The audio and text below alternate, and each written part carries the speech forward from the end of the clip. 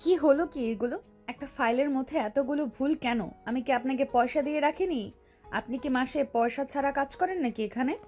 Madam, কি সমস্যা হয়েছে আপনি আমাকে বুঝিয়ে বলুন। আমি সমস্যাটার সমাধান করে দেই। তাই বলে এভাবে চেঁচামেচি করতে হবে নাকি? এটা তো ভুল করেছে, তার উপর আবার এত বড় বড় কথা বলছে। এই মিস্টার, কি সমস্যা আপনার? আপনাকে না বলেছি আপনি ঠিকঠাক মতো কাজ করবেন, তারপরও এত ভুল কেন করেন? ম্যাডাম দেখুন, আমি তো আপনাকে এটা আগেই বলেছি যে আমি এর আগে কখনো কোথাও কাজ করিনি। আমি এই প্রথমবার আপনার অফিসে চাকরি নিয়েছি। তাই আমি কাজটা ঠিকমতো বুঝি না। আপনি আমাকে বুঝিয়ে দিন। এর আগে কোথাও কাজ করেননি তো কি হয়েছে? কাজকে কেউ মায়ের পেট থেকে শিখে আসে নাকি? আমি কি আমার মায়ের পেট থেকে অফিস সামলানো শিখে এসেছিলাম নাকি, যে এখন অফিস সামলাচ্ছি? কাজ শিখতে কতদিন সময় লাগে? আজকে 3 দিন ধরে আমাদের অফিসে কাজ করছেন, এখনো কাজ বুঝতে পারেননি কেন? Madam please try to understand. আমি আমার সবটা দিয়ে ঠিক মতো কাজ করার জন্য চেষ্টা করছি, কিন্তু তারপর যদি আপনার কাজ পছন্দ না হয় তাহলে আমি কি করতে পারি সেটাই আপনি আমাকে বলুন। দেখুন মিস্টার, আমি আপনার কাছ থেকে কোনো স্কেল শুনতে চাই না। আমি যদি আপনাকে বলেছি আপনি ঠিকঠাক মতো কাজ করবেন, আর যদি ঠিকঠাক মতো কাজ করতে না পারেন, তাহলে কিন্তু মাস শেষে আপনার মাইনে কেটে রাখা হবে। ম্যাডাম আপনি এগুলো কোন ধরনের কথা বলছেন আমি সেটাই বুঝতে পারছি না। আমি সমস্যায় করে আপনাদের অফিসে চাকরি নিয়েছি, মাত্র 20,000 টাকা মাসে মাইনে। আর তার থেকে যদি আপনি টাকা কেটে রাখেন তাহলে আমি আমার সংসার চালাবো কি করে? আপনি আমার চেহারার সামনে থেকে জানতো আমি আপনার সঙ্গে কোনো কথা বলতে চাইছি না। দিলেন তো মুডটা নষ্ট করে। একটা কাজ করছিলাম, সেটাও আর করা হলো না। চুপচাপ এখান থেকে এখন বের হয়ে চলে যান, আমি আপনার সঙ্গে কোনো কথা বলতে চাই না। সাগর তখন আর কোনো কথা না বলে চুপচাপ নদীর কেবিন থেকে বের হয়ে নিজের কেবিনে চলে আসলো আর ফাইলগুলো আবার দেখতে লাগলো। সত্যি তো, একটা ফাইলে এতগুলো ভুল কি করে হয়? যাই হোক, পরে আবার এই কাজগুলো মনোযোগ দিয়ে বের করতে লাগলো। কাজ শেষ হলে আবার সেই নদীর কেবিনে ফাইলগুলো নিয়ে গেল। ম্যাডাম এই নিন, আমি ফাইলগুলো ঠিক করে এনেছি। ঠিক আছে, সমস্যা নেই, আপনি ফাইলগুলো রেখে যান। আর একটা কথা আমি আপনাকে শেষবারের মতো বলে দিচ্ছি, আজকের পর থেকে যদি আমার কাজে কোনো রকম কোনো ভুল হয়, তাহলে আমি কিন্তু সেটা আর বরদাস্ত করব না। আমি সত্যি সত্যি আপনার বেতন থেকে মাইনে কেটে রাখবো। কারণ আপনি জানেন আমি আপনাকে 5 বছরের জন্য হায়ার করেছি। এই 5 বছর আপনি আমার কোম্পানিতে কাজ করবেন, তাই আপনাকে তো চাকরি থেকে বরখাস্ত করতে পারবো না। এটাই আমার জন্য একমাত্র উপায়। সাগর তখন আর কোনো কথা না বলে চুপচাপ নদীর কেবিন থেকে বের হয়ে চলে আসলো। কারণ এখানে তার কোনো কিছুই বলা নেই।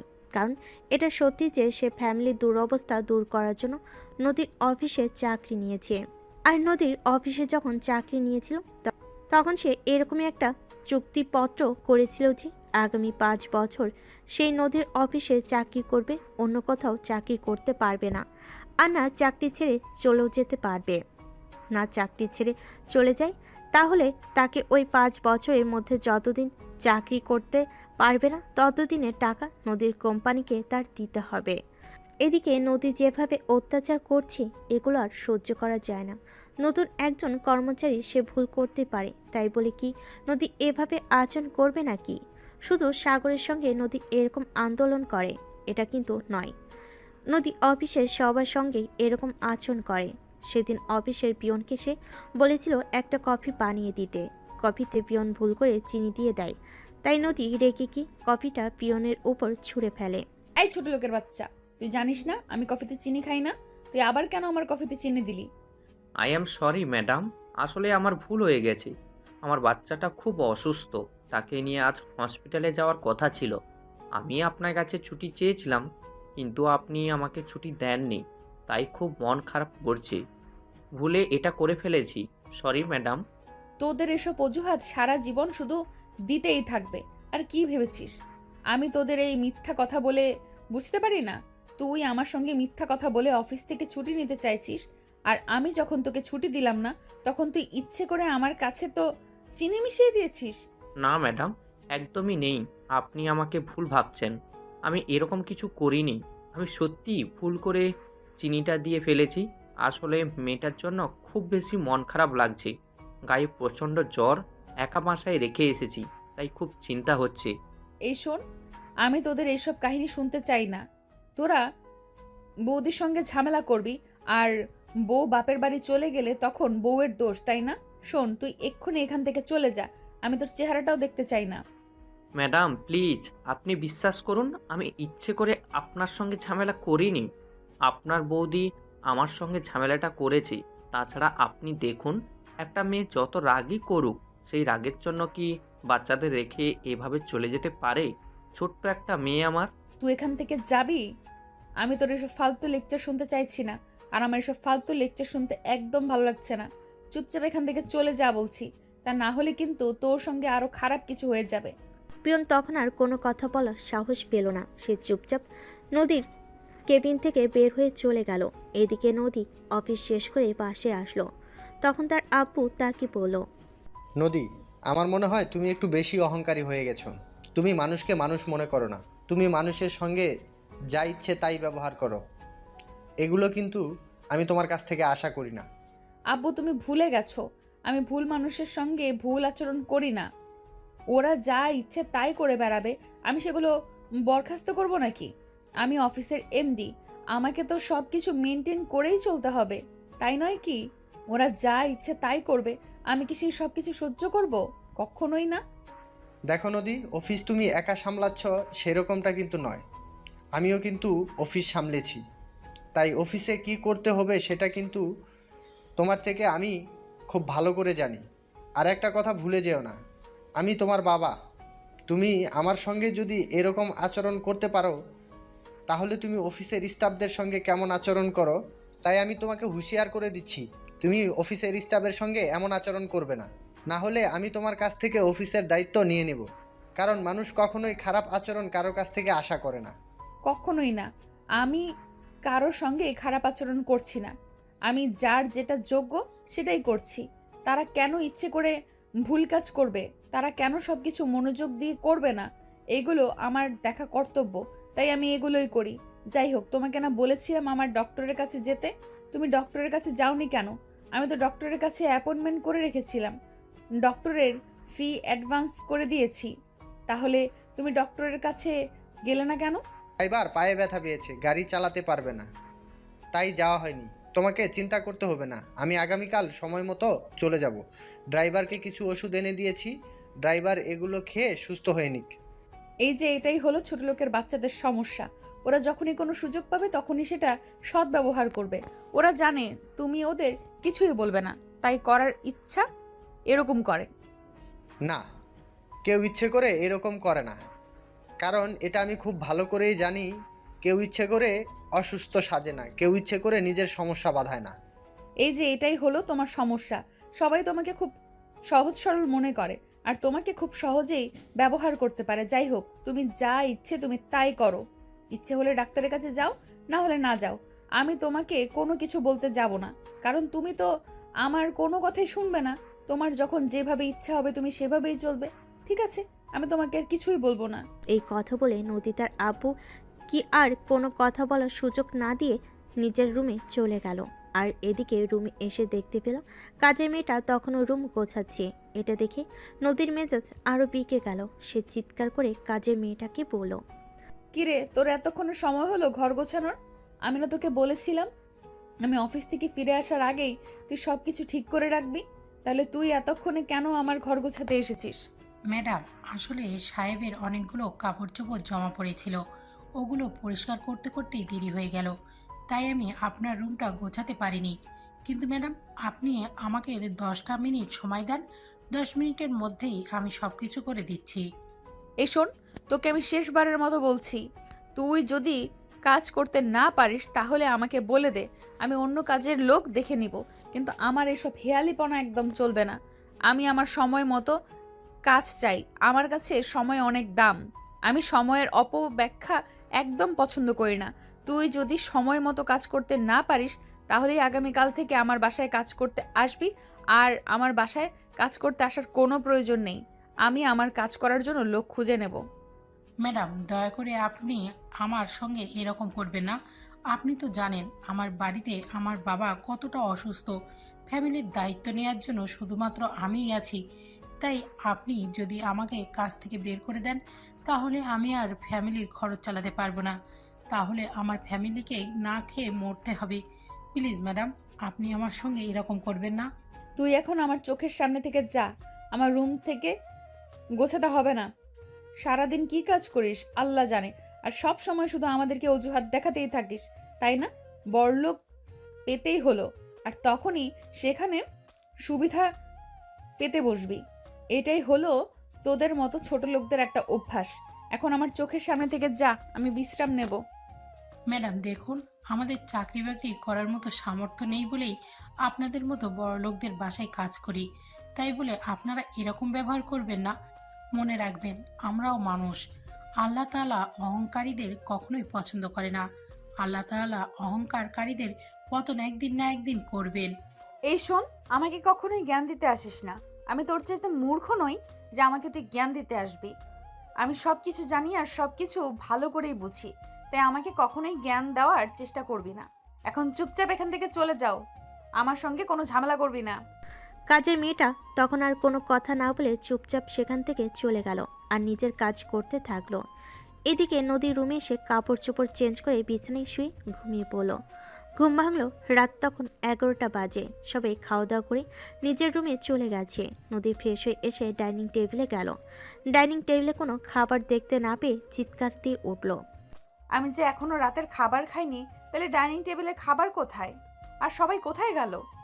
নদীর চিৎকার শুনে কাজের মেয়েটা দৌড়ে আসলো আর বলতে লাগলো, ম্যাডাম, সবাই যখন রাতের খাবার খেতে আসলো তখন তো আমি আপনার রুমের দরজায় অনেকবার নক করেছিলাম।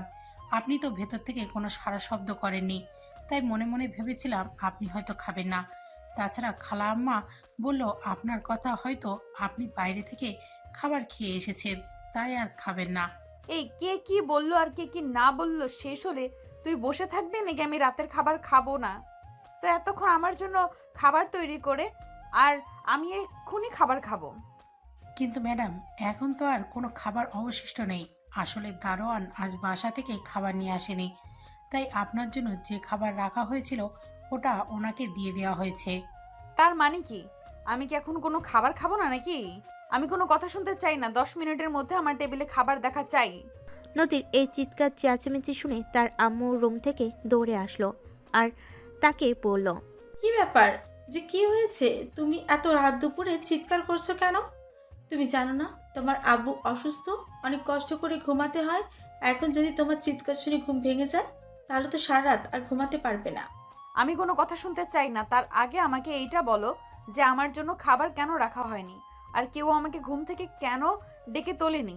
জানে না আমি বাইরের খাবার খাই না, সবসময় বাড়িতেই খাবার খাই। তুমি ভুলে যেও না, কাজের মেয়ে তোমার রুমের দরজায় অনেকবার নক করেছিল, যেটা আমি নিজের চোখে দেখেছি। তুমি কিন্তু রুমে থেকে কোনো সারা শব্দ করনি, তাই আমি ওকে বলেছি তুমি হয়তো বাইরে থেকে খাবার খেয়ে এসেছো। যে খাবারটা বেঁচে গেছে ওটা দারোয়ানকে দিয়ে দিতে। এখন তুমি এখানে চিৎকার করছো কেন? আমি কি এখন খালি পেটে ঘুমাবো কিনা সেটাই জানতে চাইছি। তোমার মতো মেয়ে কেন যে আমার পেটে হলো সেটাই বুঝতে পারছি না। এখানে একটু মুখটা বন্ধ করে বসো, আমি তোমার জন্য কিছু করে আনছি। নদী তখন রাগে ফুসফুস করতে করতে ডাইনিং টেবিলে বসে থাকলো। আর এদিকে তার মা রান্নাঘরে চলে গেল। তার জন্য কিছুক্ষণ পর খাবার বানিয়ে নিয়ে আসলো আর তারপর সেটা তার সামনে দিয়ে বলল, এই নাও তোমার খাবার। আর একটা কথা বলি, তুমি এখন অনেক বড় হয়েছো, তাছাড়া তুমি মেয়ে মানুষ, এই উগ্র আচরণ তোমাকে মানায় না। তুমি ভালো মানুষের মতো আচরণ করো। তুমি মেয়ে মানুষ, এটা তুমি ভুলে যেও না। কি করেছি আমি? আর আমাকে কি করতে হবে সেটাই বলো। আমি কি সবাইকে মাথায় নিয়ে নাচবো নাকি? সোনা, এটা না কোনো দিনই আমার করা হবে না। আমি আমার মতোই চলতে পছন্দ করি। তোমরা যাই কিছু বলো না কেন আর যাই কিছু করো না কেন, আমাকে কখনোই কেউ তোমাদের মতো করে নাচাতে পারবে না। সেটা আমার খুব ভালো করেই জানি, সেই জন্যই তোমাকে বলেছি। না, তোমাকে বলছি এই জন্য যে তুমি মেয়ে মানুষ, অচেনা হোক কাল তোমাকে বিয়ে করতে হবে। আর শ্বশুরবাড়িতে গিয়ে যদি তুমি এই আচরণগুলো করো তাহলে তোমার শ্বশুর বাড়ির মানুষজন সন্ধ্যাবেলা তোমাকে নিয়ে রাতের বেলা ফেরত দিয়ে যাবে। আমি বিয়ে করব, এই কথা কি কখনো আমি তোমাদেরকে বলেছি? তাহলে এত আগ বাড়িয়ে কথা বলতে চাও কেন? আমি কখনোই বিয়ে করব না, আমি এইভাবেই ভালো আছি। আমি আমার মতন থাকতে পছন্দ করি। আমি কেন নিজের ইচ্ছা একটা সমস্যা নিজের কাঁধে তুলে নেব? তখন নদীর আম্মু আর কোনো কথা না বলে, কারণ তিনি খুব ভালো করে জানেন এখন যদি তিনি নদীর সঙ্গে আর কোনো কথা বলেন তাহলে নদী ওটাকে তিলকে তাল বানিয়ে আরও ইচ্ছে মতো চেঁচামেচি করবে। তাই নদীর আম্মু আর কোনো কথা না বলে চুপচাপ সেখান থেকে চলে গেলেন। তারপর নদী খাবার খেয়ে নিজের রুমে চলে আসলো আর ল্যাপটপে বসে বেশ কিছুক্ষণ অফিসের কাজ করলো। আর অফিসের কাজ শেষ হতে হতে রাত 2টা বেজে গেল। তারপর সে ঘুমিয়ে পড়ল। তার পরের দিন সকালবেলা নীল ঘুম থেকে উঠে জামা কাপড় পরিষ্কার করছিল। তখনই তার ছোট বোন সেখানে আসলো আর তাকে বলতে লাগলো, আরে ভাইয়া, তুই কেন ওই সকালবেলা উঠে জামা কাপড় পরিষ্কার করছিস? এগুলো রেখে যা, আমি পরিষ্কার করে দেব। আজ আমার কলেজ নেই, আজ বাড়িতেই আসি, কোনো সমস্যা হবে না। বাড়িতে আছেই বলেই কি আমার সব কাজ তোর করে দিতে হবে নাকি? তুই একটা মানুষ আর আমিও একটা মানুষ। আমার শরীরে যতটুকু শক্তি তোর শরীরে তার সাথে কম শক্তি। তাছাড়া সামনেই তোর এক্সাম আছে, এখন তাকে মনোযোগ দিয়ে পড়াশোনা করতে হবে। তুই পারিস, কোন কাজ করবি না সবগুলো আমি করে নিব। আরে ভাইয়া, তুই এরকম কেন বলতো শুনি? সারাদিন অফিসে কত কাজ করিস, তারপর আবার বাসায় এসে সব কাজ করিস, আমাকে কোনো কাজই করতে দিস না। এদিকে আম্মুর সমস্ত কাজ পর্যন্ত তুই করে দিস, তুই এরকম কেন বল? শোন, মানুষ কাজ করলে না মরে যায় না, কাজ করলে শরীর আর মন দুটোই ভালো থাকে, তাই আমি কাজ করি। যাই হোক, এখন কোনো কথা না বলে চুপচাপ আমার জন্য নাস্তা রেডি কর। আমি নাস্তা খেয়ে তারপর অফিসে চলে যাব। তাছাড়া তুই তো খুব ভালো করে জানিস আমাদের অফিসে এখন নতুন এমডি এসেছে। সময় মতো অফিসে না পৌঁছালে তার কথা শুনতে হয়। হ্যাঁ, আমিও শুনেছি তোদের অফিসের নতুন এমডি নাকি খুব খারাপ, সবার সঙ্গে খুব বাজে ব্যবহার করে। এই মেয়েটা এমন কেন বলতো শুনি? জানি না রে ভাই, তবে সবার সঙ্গে খুব খারাপ আচরণ করে। মেয়ে মানুষের আচরণ এতটা বাজে হতে পারে এটা আমার প্রথম এক্সপেরিয়েন্স। বলছি অফিসের এমডি, তাই বলে কি সবার সঙ্গে এরকম আচরণ করবে? যাই হোক, বাদ দেশ এসব কথা। এখন তুই তাড়াতাড়ি চলে যা আমার জন্য তার নাস্তা রেডি করতে, না হলে আবার না খেয়ে অফিসে যেতে হবে। এই কথা শুনে সেখান থেকে সোজা রান্নাঘরে চলে গেল আর সাগরের জন্য কিছু নাস্তা বানিয়ে আনলো। ততক্ষণে সাগর কাপড় চোপড় ধুয়ে ফ্রেশ হয়ে খাবার টেবিলে চলে এসেছে। আর এইদিকে তিশা তাকে খাবার এনে দিল। তারপর সে খাবারটা খেয়ে তার আম্মুর রুমে গেল। আম্মু, তোমার শরীর এখন কেমন আছে? কয়দিন ধরে অফিসের কাজের চাপ একটু বেশি, তাই তোমার সঙ্গে কোনো কথা বলতে পারি না। এই তো বাবা, এখন আগের চাইতে অনেকটাই ভালো আছে। একটা কাজ করিস, আমার কিছু ঔষধ শেষ হয়ে গেছে, তিশাকে বলবো তোকে মেসেজ করে দিতে, বিকেলে আসার সময় নিয়ে আসিস। আচ্ছা ঠিক আছে, কোনো সমস্যা নেই। আমি অফিস থেকে আসার সময় তোমার জন্য ওষুধ নিয়ে আসব। আর অন্য কিছু লাগলে বলে দিও। আমি তো ইদানিং অফিসে অনেক কাজের চাপে আছি, তাই কোনো কিছুর খোঁজ রাখতে পারছি না। আচ্ছা বাবা, ঠিক আছে, তাহলে তুই এখন অফিসে চলে যা, তারপর আমি তিশাকে বলে দেব তোকে মেসেজ করে দিতে। সাগর তখন আর কোনো কথা না বলে অফিসে চলে আসলো। অফিসে আসতে আসতে তার প্রায় 5 মিনিটের মতো লেট হয়ে গেছে। আসলে রাস্তায় অনেক জ্যাম ছিল।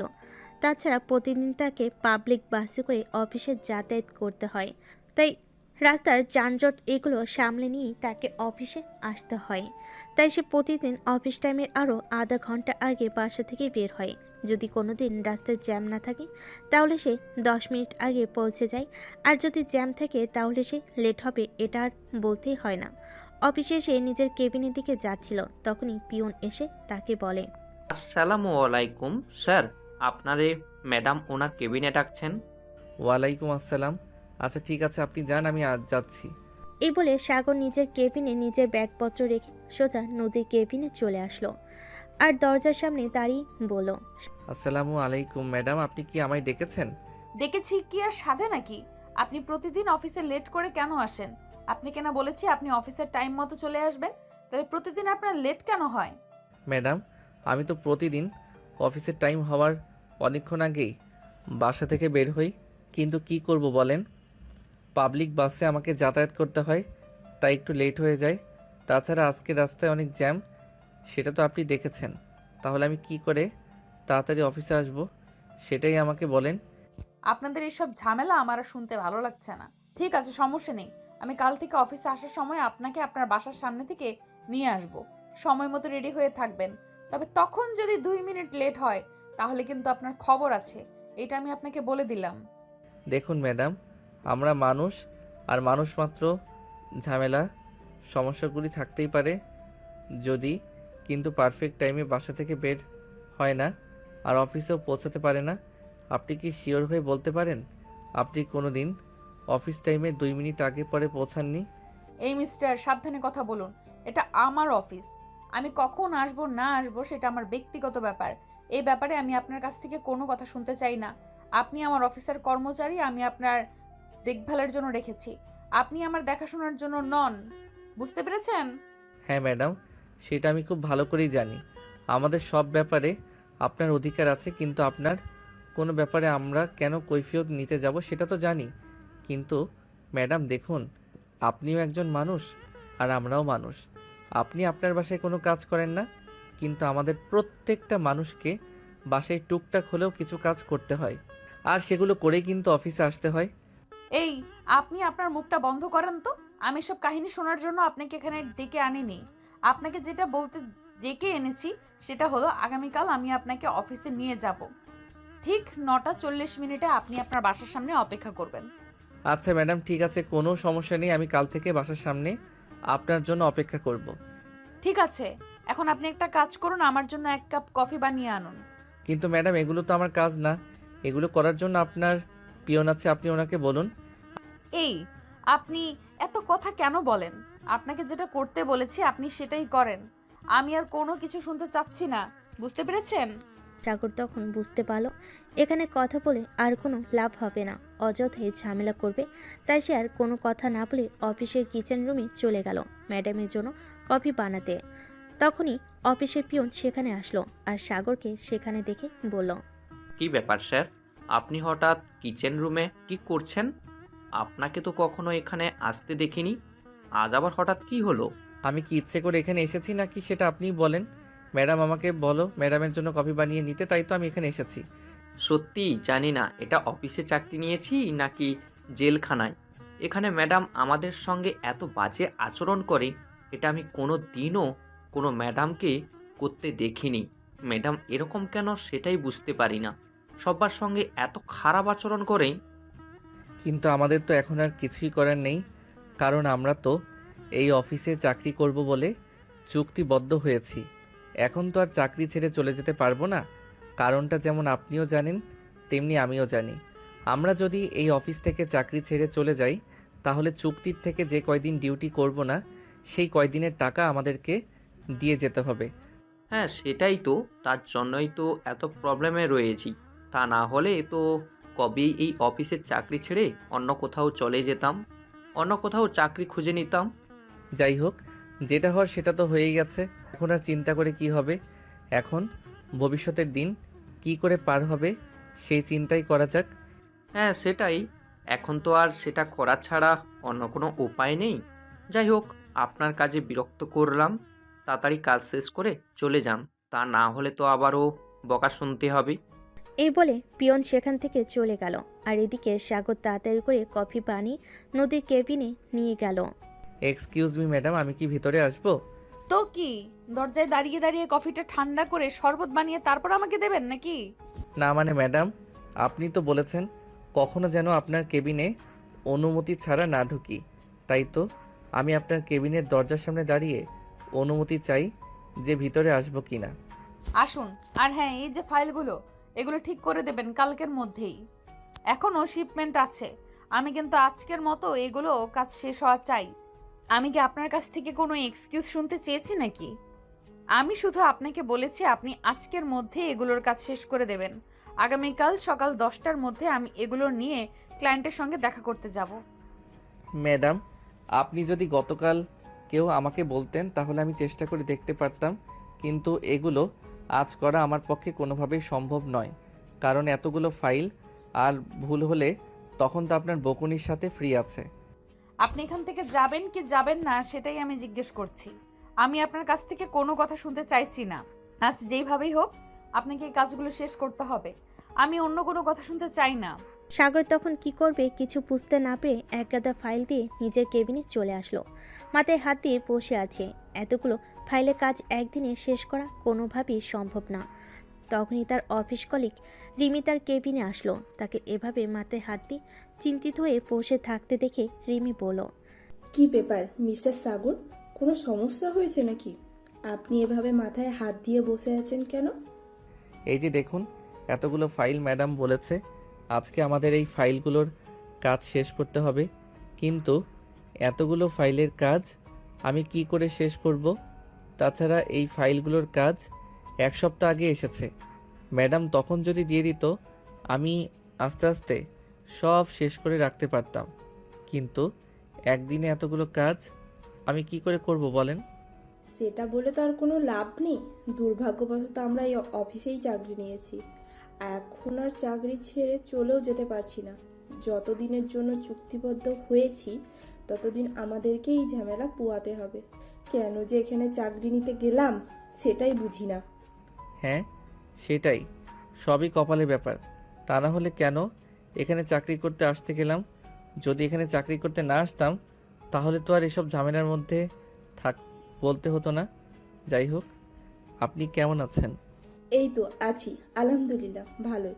কিন্তু এই অফিসের চাকরি নিয়ে ভালো আর কতদিন দেখা যাক। ম্যাডাম আমাদের উপর যেভাবে অত্যাচার করেন, যেভাবে খারাপ আচরণ করেন, এগুলো আর সহ্য করা যাচ্ছে না। এরকম ছিল না। ওনার মেয়ে কি করে এরকম হলো সেটাই ভাবতে পারছি না। হ্যাঁ সেটাই, আমি তো আগের এমডি স্যারের ব্যাপারে জেনে শুনে এখানে চাকরি করতে এসেছিলাম। জানতাম এমডি স্যার খুবই ভালো, কিন্তু নতুন এমডি ম্যাডাম যে এতটা খারাপ হবে সেটা কোনোদিনও কল্পনা করিনি। যাই হোক, ওইসব কথা বাদ দিয়ে দিন। এখন তো আর ওইসব চিন্তা করে লাভ নেই। যা হওয়ার তা হয়ে গেছে। একটা কাজ করুন, আপনার কিছু ফাইল আমাকে দিন। আমার আজকে কাজ একটু কম আছে, আমি দেখি আপনাকে একটু সাহায্য করতে পারি কি না। কিন্তু ম্যাডাম যদি জানতে পারে তাহলে তো অনেকগুলো কথা শুনতে হবে। আমি কষ্ট করে করে নেব, আমার জন্য আপনাকে কোনো কথা শুনতে হবে না। আপনি চলে যান, আপনি আপনার কাজ করুন। আরে ভাই, ম্যাডাম কোনোভাবেই জানতে পারবে না। ম্যাডাম নিজের কেবিনে বসে কারোর সঙ্গে ফোনে কথা বলছে, সেটা আমি দেখে এসেছি। আপনি আমাকে কিছু ফাইল দিন, আমি ফাইলের কাজ করে তারপর চুপচাপ আপনার কাছে দিয়ে যাব। ম্যাডাম কিচ্ছু জানতে পারবে না। কিন্তু ম্যাডাম যদি কোনোভাবে কোনো কিছু জেনে যায় তখন কি হবে? আমি তো সেটাই ভেবে পাচ্ছি না। আরে বললাম তো, চিন্তার কোনো কারণ নেই। ম্যাডাম কোনোভাবেই কোনো কিছুই জানতে পারবে না। আমি সমস্ত গোপনীয়তা রক্ষা করেই কাজ করব। আপনার সঙ্গে তো অনেক দিন ধরেই কাজ করছি। আপনি কি কখনো দেখেছেন আমি এরকম কোনো কাজ করেছি যাতে আপনাকে কিংবা অফিসের অন্য কাউকে কোনো সমস্যায় পড়তে হয়েছে? আচ্ছা ঠিক আছে, এই নিন। তবে ম্যাডাম যেন কোনোভাবেই কোনো কিছু জানতে না পারে, তাহলে কথা আপনাকেও শুনতে হবে, সেই সঙ্গে আমাকেও হয়তো পানিশমেন্ট পেতে হতে পারে। রিমি তখন কোনো কথা না বলে চুপচাপ ফাইলগুলো নিয়ে নিজের কেবিনে চলে গেল। আর এদিকে কিছুক্ষণ পর নদী সাগরের কেবিনে আসলো। কি ব্যাপার, কাজকর্ম কেমন চলছে? আমাকে কি আজকের মধ্যে ফাইল কাজ শেষ করে দিতে হবে? তা না হলে কিন্তু এর জন্য আপনাকে পানিশমেন্ট পেতে হবে, এটা মাথায় রাখবেন। ঠিক আছে ম্যাডাম, আপনি কোনো চিন্তা করবেন না। আমি আমার সর্বোচ্চটা দিয়ে চেষ্টা করছি, দেখা যাক কতদূর করতে পারি। কিন্তু ম্যাডাম সমস্যা হইতেছে একটাই, আমি এতগুলো ফাইলের কাছে একদিনে কি করে করব? আপনাকে তো আমি বলেই দিয়েছি, আমি কোনো কথা শুনতে চাই না। আমি আজকের মধ্যে আমার কাজগুলো চাই, সবার চাই। তা না হলে আপনাকে এর জন্য পানিশমেন্ট পেতে হবে, এটাই আমার শেষ কথা। এই কথা বলে গটগট করে নদী সাগরের কেবিন থেকে বের হয়ে চলে গেল। আর এদিকে সাগর নিজের মতো করে কাজ করতে থাকলো। কাজ করতে করতে বিকাল 3টা বেজে গেছে। সে দুপুরে খাবার খায়নি। অপরদিকে রিমি দুপুরে খাবার খেয়ে ফাইলগুলোর কাজ শেষ করে সাগরের টেবিলে নিয়ে আসছিল। এই নেন, আমি ফাইলগুলোর কাজ করে দিয়েছি। অসংখ্য ধন্যবাদ আপনাকে, আপনি আমার কাজ অনেকটা এগিয়ে দিয়েছেন। আপনি সত্যি অনেক ভালো মানুষ। আমাদের অফিসের এমডি ম্যাডাম যদি আপনার মতো ভালো মানুষ হতো তাহলে অফিসের করতো একটা স্টাফ খুব ভালো মতো কাজ করতে পারতো। আচ্ছা যাই হোক, যা হবার তা হয়েই গেছে, এখন আর চিন্তা করে কি হবে? আপনি দুপুরের খাবার খেয়েছেন? না, দুপুরে খাবারের সময় কি হয়ে গেছে নাকি? আরে কি বলেন, আপনি কোন জগতে আছেন? আমি তো সেটাই বুঝতে পারছি না। এখন বিকেল 3টে বেজে গেছে, আর আপনি এখন আমাকে জিজ্ঞাসা করছেন দুপুরে খাবার সময় হয়ে গেছে নাকি? না মানে আসলে আপনি তো জানেন আমাকে কাজ করে খুব তাড়াতাড়ি শেষ করতে হবে, তা না হলে আবার ম্যাডামের বকুনি খেতে হবে, তাই তাড়াতাড়ি করে কাজগুলো শেষ করছিলাম। আপনি দুপুরের খাবারটা খেয়ে নিন, আমি ততক্ষণে আপনার ডেস্কে বসে কাজ করি। না, সেটার কোনো প্রয়োজন হবে না, আমি করে নিতে পারবো। আপনি এমনিতেই আমার অনেক বড় উপকার করেছেন, তার জন্য আপনাকে অসংখ্য ধন্যবাদ। এখন যদি আবার ম্যাডাম এসে আপনাকে এখানে দেখে তাহলে আপনাকে কথা শুনতে হবে, সেটার কোনো প্রয়োজন নেই। আপনি চলে যান, আমি করে নিতে পারবো। আচ্ছা ঠিক আছে, তাহলে আমি চলে যাচ্ছি। আর হ্যাঁ, আপনি যদি সবগুলো ফাইলের কাজ শেষ করতে না পারেন তাহলে আর কিছু ফাইল আমাকে দিয়ে দিন। না, যেগুলো আছে আমি প্রায় করে নিতে পারবো, আপনি আপনার কাজ করুন। আপনি যদি আবার আপনার কাজ শেষ করতে না পারেন তাহলে তো আবার আপনি বকা খাবেন। তখন রিমি আর কোনো কথা না বলে নিজের কেবিনে চলে গেল আর নিজের কাজ করতে থাকলো। এদিকে সাগর সেদিন দুপুরে খাবার না খেয়েই কাজ করছিল, কারণ যেভাবেই হোক তার এই কাজগুলো শেষ করতে হবে, তা না হলে আবার নদী তাকে হাজারটা কথা শোনাবে, আর সেই সঙ্গে হয়তো পানিশমেন্টটাও পেতে হবে, তাই কাজগুলো শেষ করে ফেলাই উত্তম। অপরদিকে তখনই বিকেল 5:30 বাজে। 6টায় অফিস ছুটি হবে, তাই নদী সাগরের কেবিনে আসে। কি হলো, কাজ শেষ হয়েছে নাকি আমি আবার এই ফাইলগুলো চেক করে তারপর বাসায় যাব? ম্যাডাম, এই তো প্রায় হয়ে এসেছে, আর 2টা ফাইল আছে, এগুলো করে নিলেই শেষ হয়ে যাবে। ঠিক আছে, তাড়াতাড়ি করুন, আমি ফাইলগুলো চেক করে তারপর বাসায় যাব। 6টা বাজার 10 মিনিট আগে যেন ফাইলগুলো আমি আমার কেবিনে দেখতে পাই। এই কথা বলে নদী সাগরের কেবিন থেকে চলে গেল, আর এদিকে সাগর তাড়াহুড়ো করে কাজ করতে লাগলো।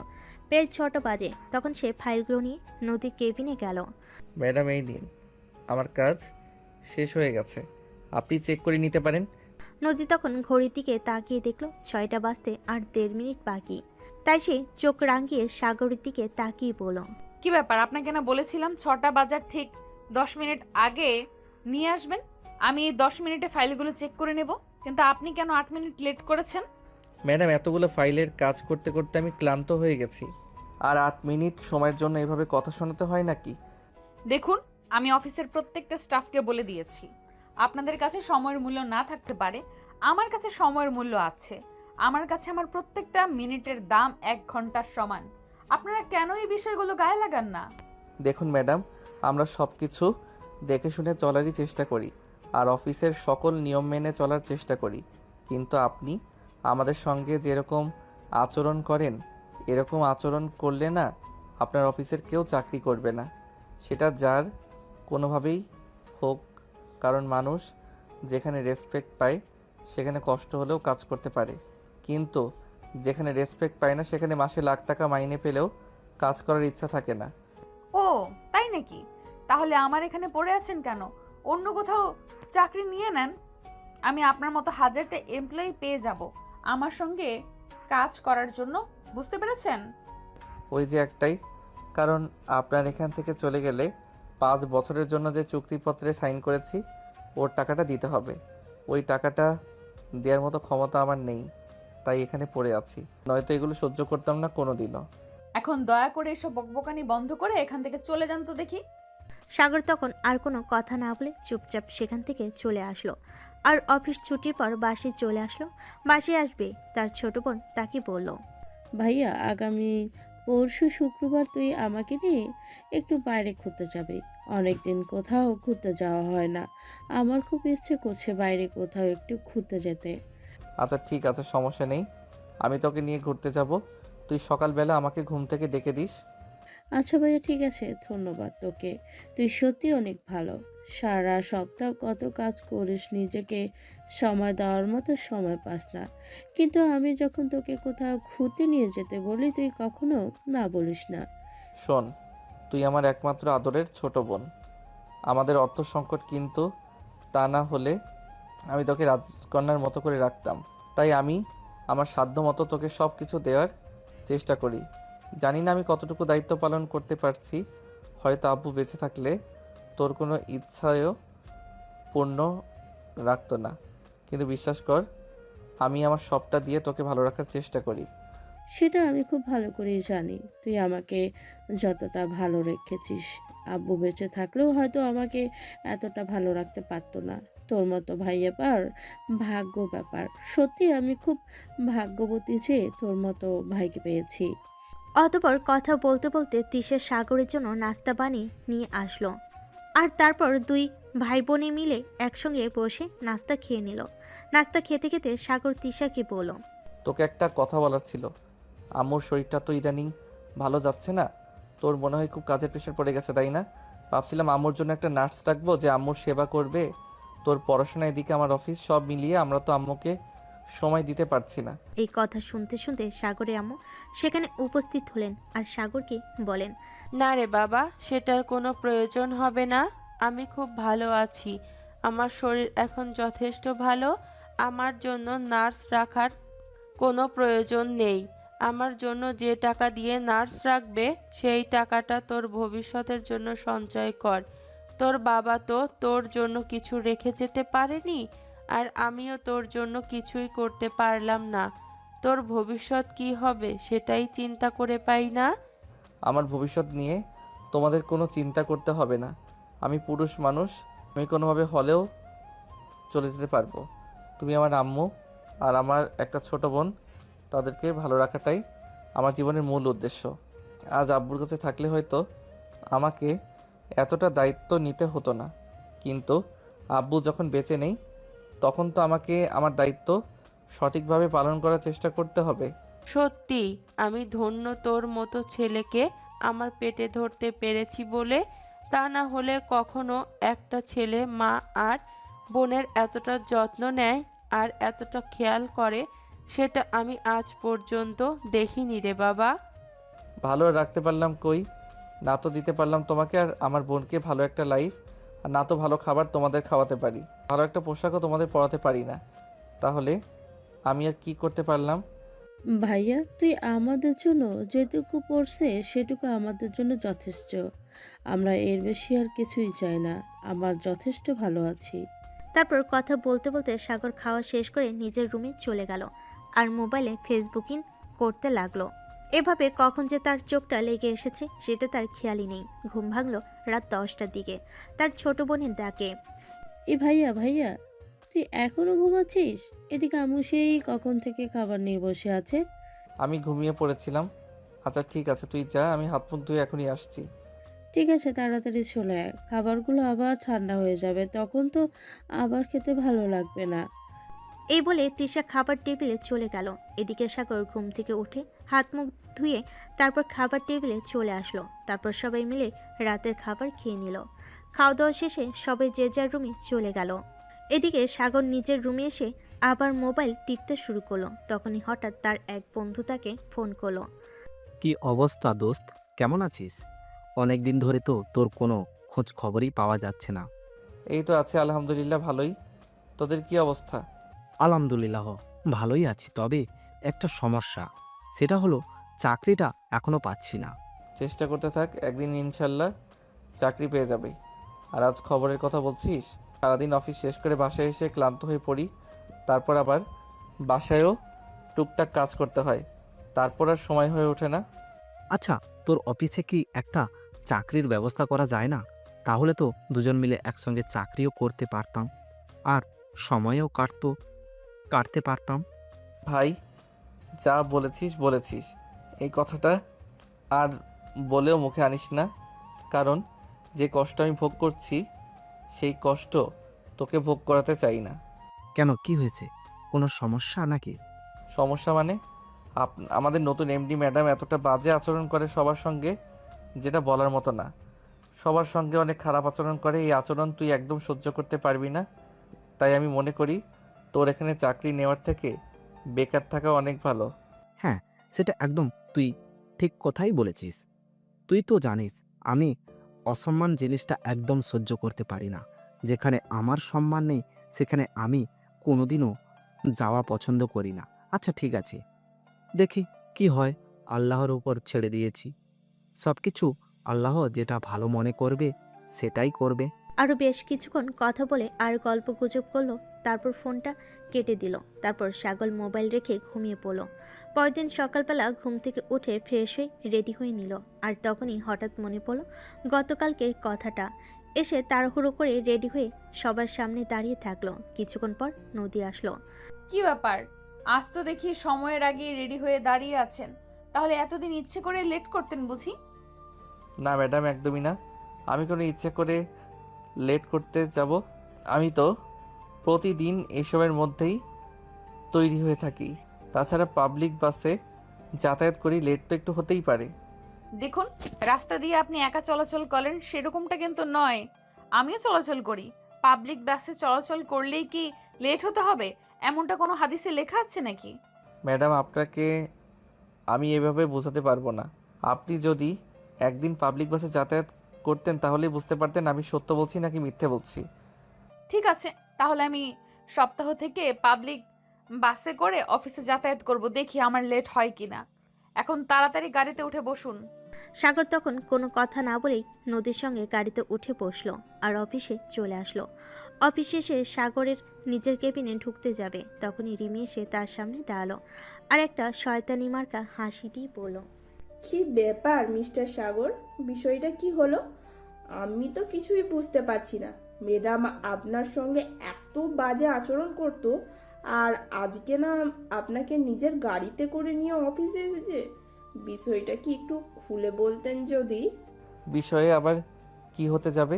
আমি পাবলিক বাসে যাতায়াত করি, তাই প্রতিদিন অফিসে আসতে লেট হয়। ম্যাডাম আমাকে ঝাড়ে সরায়, আর সেই জন্যই ম্যাডাম বলেছে ম্যাডাম প্রতিদিন অফিসে আসার সময় আমার বাসার সামনে থেকে আমাকে তুলে নেবে। কিন্তু আমার কাছে তো বিষয়টা অন্যরকম লাগছে। আমার মনে হয় ম্যাডাম আপনার প্রেমে পড়ে গেছে, তাই আপনাকে চোখে চোখে রাখতে চাইছে। দেখুন মিস রিমি, একদম বাজে কথা বলবেন না। এসব বাজে কথা বলা আমি একদমই পছন্দ করি না। আরে বাবা, আমি আবার বাজে কথা কই বললাম? যেটা সত্য সেটাই বললাম। আমার দেখে এটাই মনে হয়েছে। তাছাড়া আপনি অফিসের অন্য সব স্টাফদের জিজ্ঞাসা করলে তারাও একই কথাই বলবে। বিশ্বাস তাহলে আপনি জিজ্ঞাসা করে দেখতেই পারেন। দেখুন, এমনিতেই তো সারাদিন অফিসে অনেক কাজের চাপের উপর থাকি, তাই এই কথাগুলো জিজ্ঞাসাবাদ করে নিজের সময় নষ্ট করার মতো কোনো ইচ্ছে আমার নেই। আমি এখন আসছি, আর দয়া করে এসব বাজে বকবেন না। কথাটা বলে রিমিকে পাশ কাটিয়ে সাগর নিজের কেবিনে চলে গেল আর কাজ করতে থাকলো। দেখতে দেখতে সারাটা দিন চলে গেল। তখন বিকেল 5:30টার মতো বাজে। তখনই অফিসের পিয়ন এসে সাগরকে বলল, স্যার, আপনাকে নদী ম্যাডাম নিজের কেবিনে ডেকেছেন, বলেছেন এক্ষুনি যেতে। আচ্ছা ঠিক আছে, আপনি যান, আমি আসছি। অতঃপর পিয়ন এসে সেখান থেকে চলে গেল। আর তার কিছুক্ষণ পর সাগর নিজের কাজটা শেষ করে তারপর নদীর কেবিনে গেল। আসসালামু আলাইকুম ম্যাডাম, আপনি নাকি আমাকে ডেকেছেন? ওয়ালাইকুম আসসালাম। হ্যাঁ, আমি আপনাকে একটা কাজে রেখেছি। আপনাকে কাল আমার সঙ্গে চট্টগ্রাম যেতে হবে, ওখানে অফিসের একটা কাজ আছে। কিন্তু ম্যাডাম, কাল তো শুক্রবার, অফিসের ছুটির দিন। আমি তো কাল আমার বোনকে নিয়ে ঘুরতে যাব। সেটা হবে না। আপনি আপনার বোনকে নিয়ে আগামী সপ্তাহে করতে যাবেন। কাল আপনাকে আমার সঙ্গে চট্টগ্রাম যেতে হবে, ওখানে অফিসের একটা জরুরি কাজ আছে। কিন্তু ম্যাডাম, অফিসে তো আরও অনেক রয়েছে, আপনি চাইলে তাদেরকে সঙ্গে নিয়ে যেতে পারেন। আমি তো আমার বোনকে কথা দিয়েছি কাল আমি তাকে নিয়ে ঘুরতে যাব, এবং এখন যেতে তাকে নিয়ে ঘুরতে না যাই তাহলে সে তো মন খারাপ করবে। আমার অত কিছু দেখার কোনো প্রয়োজন নেই। আমি আপনাকে বলেছি আপনি আমার সঙ্গে যাবেন, তার মানে আপনাকে আমার সঙ্গে যেতেই হবে। আমি আর কোনো কথা শুনতে চাই না। সাগর তখন মাথা নাড়িয়ে সেখান থেকে চলে আসলো। সে কি করবে কিছুই ভেবে পাচ্ছে না। এদিকে তার ছোট বোন অনেকদিন ধরে ঘুরতে যেতে চাইছে, কিন্তু সময় করে নিয়ে যেতে পারছে না, তাই বলছিল আগামীকাল শুক্রবার নিয়ে যাবে। আর এইদিকে অফিসের ম্যাডাম বলছে তার সঙ্গে চট্টগ্রাম যেতে হবে। এখন কি করবে? এগুলো চিন্তা করতে করতে নিজের কেবিনে চলে আসলো। আর তখনই অফিস ছুটির টাইম হয়ে গেল। তাই সাগর অফিস থেকে বের হয়ে বাসায় চলে আসলো। বাসায় এসে দেখতে পেল তার ছোট বোন নিজের রুমে বসে পড়াশোনা করছে। তাই সে তার বোনের রুমে চলে গেল আর তার বোনকে বলল, তিশা, কাল তোকে নিয়ে ঘুরতে যাওয়া হবে না। আমাকে অফিসের কাজে বসের সঙ্গে চট্টগ্রাম যেতে হবে। কি বলছিস ভাইয়া? আমি তো আরও কাল ঘুরতে যাব বলে সব কিছু কুচকাজ করে রেখেছি। কি করব বল?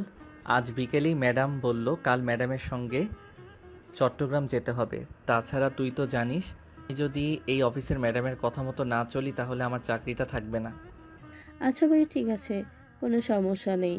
তোকে আমাকে নিয়ে ঘুরতে যেতে হবে না। তুই তোর ম্যাডামের সঙ্গে কাজে চলে যা।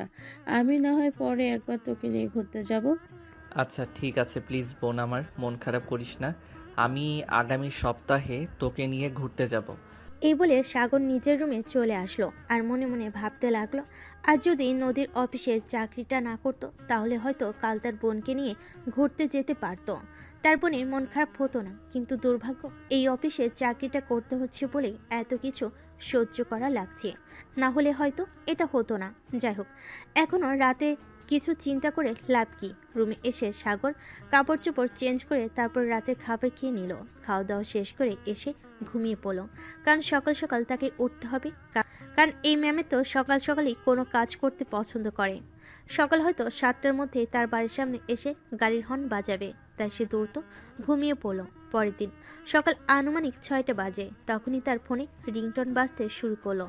2-3বার ফোনটা বাজার পর সে ফোনটা হাতে নিয়ে দেখলো তার বস মানে নদী তাকে ফোন করেছে, তাই সে ফোনটা রিসিভ করলো। আসসালামু আলাইকুম ম্যাডাম। ওয়ালাইকুম আসসালাম। একটা কাজ করো, তুমি এক্ষুনি ঘুম থেকে উঠে তাড়াতাড়ি করে ফ্রেশ হয়ে তৈরি হয়ে নাও। আমরা কিছুক্ষণ পরেই বেরোবো। আমাদের সকাল 10টার মধ্যে চট্টগ্রাম পৌঁছাতে হবে। আচ্ছা ম্যাডাম, ঠিক আছে, আমি ঘুম থেকে উঠে তৈরি হয়ে নিচ্ছি। এই কথা বলে সাগর ফোনটা কেটে দিয়ে বিছানা থেকে নেমে ওয়াশরুমে চলে গেল। তারপর রুমে এসে তৈরি হয়ে নিল। রেডি হয়ে তারপর বাসা থেকে বের হতে যাবে, তখনই তিশা ঘুম থেকে উঠে তাকে দেখি বলে, কি ব্যাপার ভাইয়া, তুই এত সকালে কোথায় যাচ্ছিস? আর এত সকালে যাবি সেটা আমাকে বললি না কেন? তাহলে সকালবেলা ঘুম থেকে উঠে তোর জন্য কিছু একটা বানিয়েও রাখতাম। না, রাস্তা থেকে কিছু একটা খেয়ে নেব। তাছাড়া ম্যাডামের সঙ্গে যাচ্ছি, সে যখন নাস্তা করবে তখন কি আর আমাকে রেখে নাস্তা করতে পারবে নাকি? আর তোর কলেজ বন্ধ, তাই আর সকাল সকাল তোকে ঘুম থেকে ডেকে তুললাম না। যা ঘুমিয়ে পড় আবার। 10টার দিকে ঘুম থেকে উঠে তারপর মা আর তুই কিছু বানিয়ে খেয়ে নিস। কিন্তু ভাইয়া, তুই এভাবে না খেয়ে চলে যাবে, এটা তো আমার ভালো লাগছে না। কারণ তোর অফিসের বসের ব্যাপারটা যে কথা শুনেছি, তোর বস যে তোকে নাস্তা করাবে সেটারও তো কোনো নিশ্চয়তা নেই। তুই যদি কাল আমাকে বলে রাখতি তুই এত সকাল সকাল চলে যাবি, তাহলে আমি ঘুম থেকে উঠে তোর জন্য নাস্তা বানিয়ে রাখতাম। আরে বাবা, বললাম তো, এত চিন্তা করার কিছু নেই। আমি রাস্তা থেকে কিছু একটা কিনে খেয়ে নেব, আমার জন্য চিন্তা করতে হবে না। এখন যা, তুই ঘুমিয়ে পড়। এই কথা বলে সাগর বাড়ি থেকে বের হয়ে বাড়ির সামনে এসে দাঁড়ালো, আর তখনই নদী এসে সেখানে পৌঁছালো।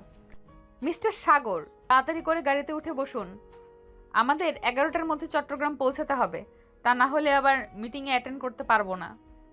সাগর তখন কোনো কথা না বলে চুপচাপ গাড়িতে উঠে বসলো। আর সাগর গাড়িতে উঠে বসতেই নদী গাড়ি স্টার্ট করলো। আজ নদীর সঙ্গে তার কোনো ড্রাইভার আসেনি, সে নিজেই গাড়ি ড্রাইভ করছে, তাই সাগর গিয়ে পিছনের সিটে বসলো। তখনই নদী তাকে বলে উঠল, কি ব্যাপার, আপনি কি পেছনের সিটে বসেছেন কেন?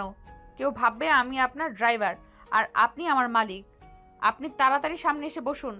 কিন্তু ম্যাডাম, আপনি আমার বস, আপনার সঙ্গে বসাটা আমার ঠিক হবে না।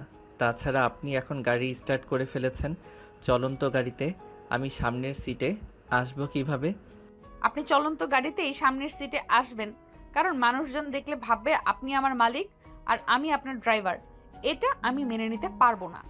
সাগর আর কোনো উপায়ন্তর না পেয়ে চলন্ত গাড়িতেই পিছন থেকে সামনের সিটে এসে বসলো। আর এইদিকে নদী আপন মনে গাড়ি চালাচ্ছে। চট্টগ্রাম এসে যখন পৌঁছালো তখন আনুমানিক সকাল 10টা 45 মিনিটের মতো হবে বাজে। নদী গাড়িটা একটা রেস্টুরেন্টের সামনে পার করে ভিতরে ঢুকে গেল। আর এদিকে সাগর বাইরে গাড়িতেই বসে আছে। নদী ভিতরে গিয়েছে প্রায় 2 ঘন্টার মতো হবে, মানে তখন আনুমানিক দুপুর 1টার কাছাকাছি। সাগর তখনও একা একা গাড়ির ভিতর বসে আছে। দুপুরে আজান দিয়ে দিয়েছে। তখন প্রায় 1:15 বাজে। নদী তখন ওই রেস্টুরেন্ট থেকে বেরিয়ে আসলো। সাগরকে তখন গাড়িতে বসা দেখে সে বলল, কি ব্যাপার, আপনি কি গাড়ি থেকে বের হননি নাকি এখনো কি গাড়িতেই বসে আছেন নাকি? হ্যাঁ ম্যাডাম, আপনি তো আমাকে কোনো কিছু না বলেই গাড়ি থেকে নেমে চলে গেছেন। আমাকে তো কিছুই বললেন না। আমি গাড়ি থেকে নামবো, আপনার সঙ্গে যাব নাকি কিছুই তো বললেন না। ও শিট, আসলে আমি মিটিং এর চিন্তায় এতটাই মগ্ন ছিলাম যে আপনাকে বলতেই ভুলে গেছিলাম। যাই হোক, এখন চলুন আমরা আজ এখানেই থাকবো, কারণ আগামীকাল সকালে আরও একটা মিটিং আছে, সেটা শেষ করে তারপর ঢাকায় ফিরবো। কিন্তু ম্যাডাম, আমরা এখন কোথায় যাব? না মানে আজকে রাতটা তো থাকতে হবে, আমরা থাকবো কোথায়?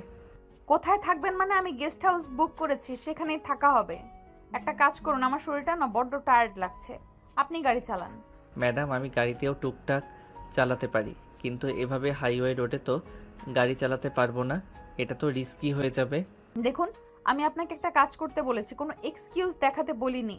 আমি আপনাকে গাড়ি চালাতে বলেছি, সো আপনি ড্রাইভিং থেকে এসে বসুন আর গাড়িটা চালান। সাগর তখন আর কোনো কথা বলল না, কারণ এখন কথা বলেই নদীর জারি শুনতে হবে। তাই সে চুপচাপ ড্রাইভিং সিটে গিয়ে বসলো। আর তখনই নদী এসে তার পাশে সিটে বসলো। সাগর আস্তে আস্তে গাড়ি চালাচ্ছিল, কারণ এই প্রথমবার সে হাইওয়েতে গাড়ি চালাচ্ছে। এর আগে সে কখনোই হাইওয়েতে গাড়ি চালায়নি। এটা দেখে নদীর মেজাজ অনেকটাই খারাপ হয়ে গেল। সে চিৎকার করে বলে উঠল, আপনি একটা গাড়ি চালাচ্ছেন নাকি ঠেলা গাড়ি? আমি তো সেটাই বুঝতে পারছি না। তাড়াতাড়ি গাড়ি চালান, আর এইভাবে আস্তে আস্তে গাড়ি চালানো আমার একদমই ভালো লাগে না। সাগর তখন অনেক ভয়ে ভয়ে গাড়ির স্পিড আরও একটু বাড়ালো আর তারপর চালাতে লাগলো। 10 মিনিটের মধ্যেই তার একটা বিশাল গেস্ট হাউসের সামনে এসে গাড়ি দাঁড় করালো। আর তারপরেই দুজনে গেস্ট হাউসের ভিতর ঢুকে গেল। নদী তখন রিসেপশন থেকে একটা চাবি নিয়ে তারপর সোজা তার রুমে চলে গেল। সাগর তার পিছন পিছন আসছিল, কিন্তু নদী যেটা তোয়াক্কা না করে সোজা রুমের ভিতর ঢুকে গেল। সাগর তখন কোনো উপায়ন্তর না পেয়ে সেই রুমে দরজার বাহিরে দাঁড়িয়ে রইল। তখনই ওই গেস্ট হাউসের ম্যানেজার সেখান দিয়ে যাচ্ছিল। তখন ওই গেস্ট হাউসের ম্যানেজার তাকে প্রশ্ন করলো, কী ব্যাপার, আপনি এখানে কেন দাঁড়িয়ে আছেন? ম্যাডাম কি আপনার সঙ্গে ঝগড়া করেছে নাকি? না, আপনি ভুল ভাবছেন। উনি আমার বস, উনি হয়তো ভিতরে কোনো কাজ করছেন, তাই আমি এখানে দাঁড়িয়ে আছি। ও আচ্ছা, কিন্তু আমি তো আপনাদেরকে ভেবেছিলাম আপনারা হয়তো হাজব্যান্ড ওয়াইফ। আপনাদের দুজনকে হাজব্যান্ড ওয়াইফের মতোই লাগছিল। যাই হোক, আমি আসি। এই কথা বলে ওই গেস্ট হাউসের ম্যানেজার সেখান থেকে চলে গেল। আর এদিকে সাগর তখনও সেখানেই দাঁড়িয়ে আছে। এদিকে পেটে ক্ষুধার যন্ত্রণা, সারাদিন কিছু খায়নি। আর অপরদিকে গেস্ট হাউসের রুমের বাইরে এক পায়ে দাঁড়িয়ে থাকতে হয়েছে। এখানে একটু বসার মতো জায়গাও নেই। এখন যদি এখান থেকে সাগর অন্যত্র কোথাও চলে যায়, তাহলে নদীর বকা শুনতে হবে। তাই সে চুপচাপ সেখানেই দাঁড়িয়ে আছে। এভাবেই দেখতে দেখতে দুপুর গড়িয়ে বিকেল, আর বিকেল গড়িয়ে সন্ধ্যা হয়ে আসলো। নদী যখন কোনো একটা কাজের রুম থেকে বের হলো, তখন সাগর তাকে বলল, ম্যাডাম, আমার না খুব ক্ষুধা পেয়েছে। তোর সাথে আমাকে বলছেন কেন? গেস্ট হাউসের বাইরে রেস্টুরেন্ট আছে, ওখান থেকে খেয়ে আসলেই পারতেন। না মানে আসলে ম্যাডাম, আমি তো আমার সঙ্গে তেমন কোনো টাকা নিয়ে আসিনি। তাছাড়া মাসের শেষের দিক চলছে, হাতে তেমন টাকা পয়সা নেই।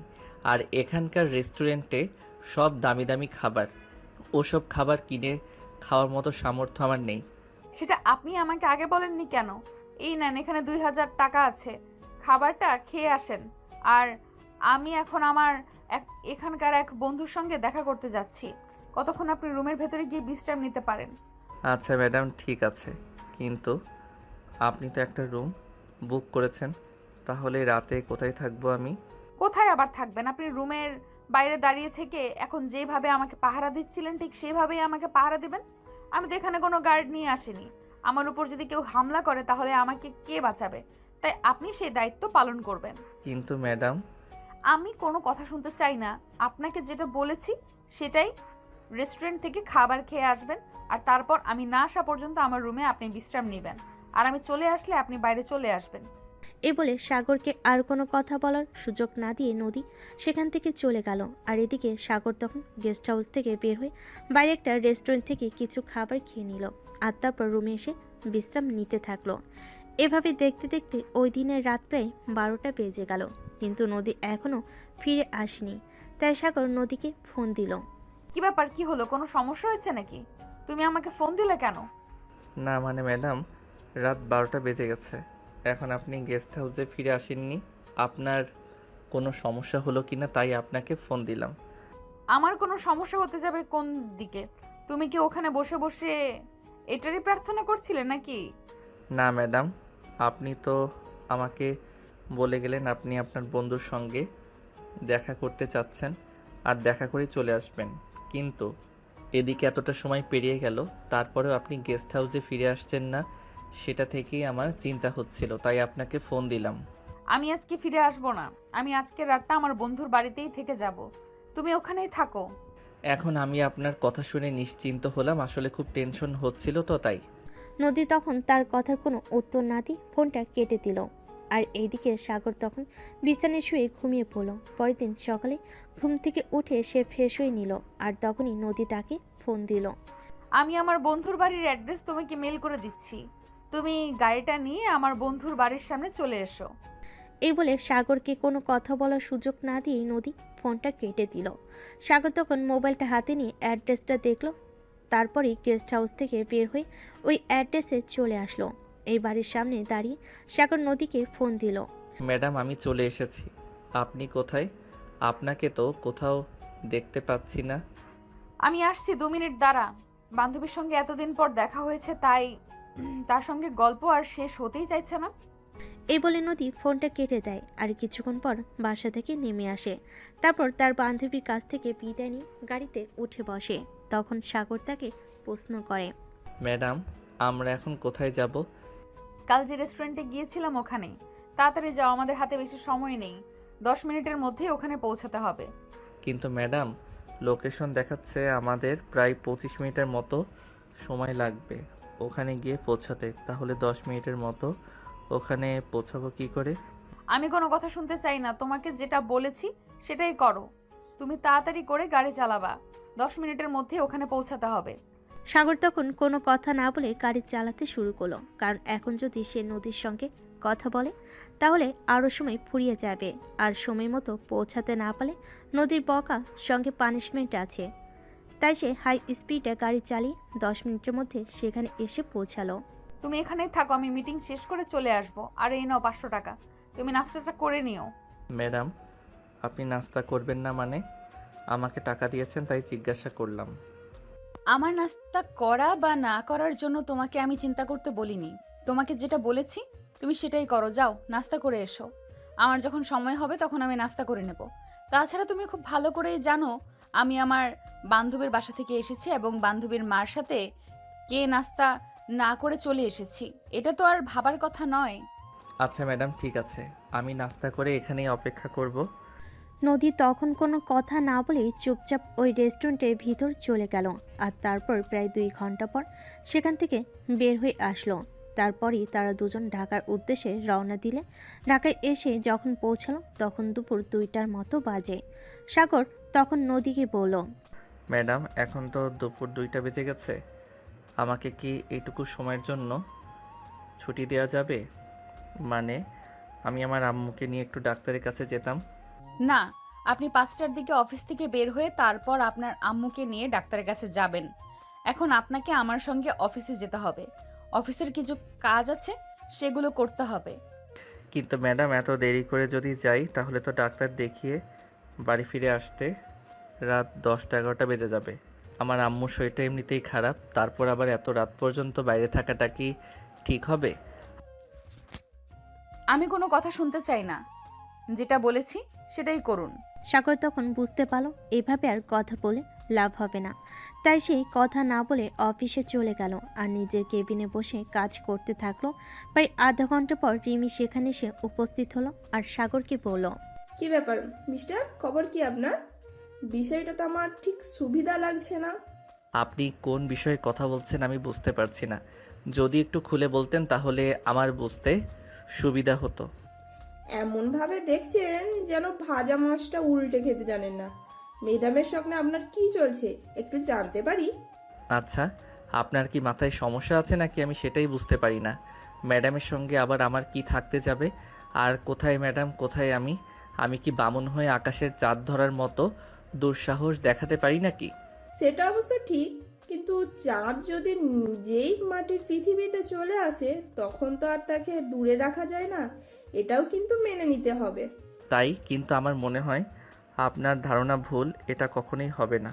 আর এটা কোনো দিন হওয়ার মতো নয়। তাই বলছি কি, এসব অবাস্তবিক জিনিস কল্পনা করবেন না।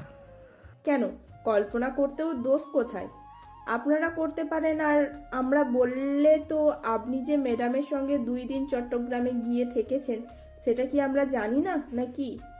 হ্যাঁ, আমি ম্যাডামের সাথে গিয়েছি আর ম্যাডামের সঙ্গেই 2 দিন থেকেছি। কিন্তু ম্যাডাম নিজের বন্ধুর বাসায় থেকেছেন আর আমি গেস্ট হাউসে। বুঝতে পেরেছেন? হয়েছে হয়েছে, আর শাক দিয়ে মাছ ঢাকতে হবে না।